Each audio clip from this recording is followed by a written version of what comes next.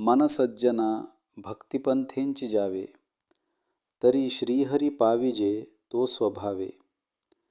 जनी निंद्यते सर्व सोडूनी द्यावे, जनी वंद्यते सर्व भावे करावे. मन सज्जना भक्तिपंथेंची जावे. हे सज्जन मना, तू भक्तीचा मार्ग धर.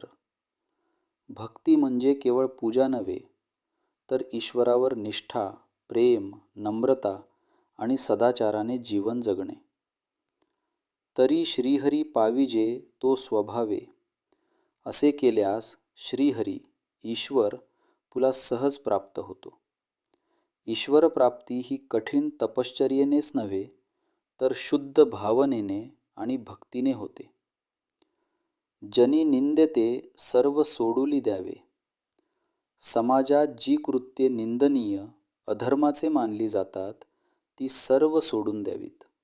उदा. खोटेपणा, द्वेष, मत्सर, अन्याय, अपकार. जनी वंद्यते सर्व भावे करावे.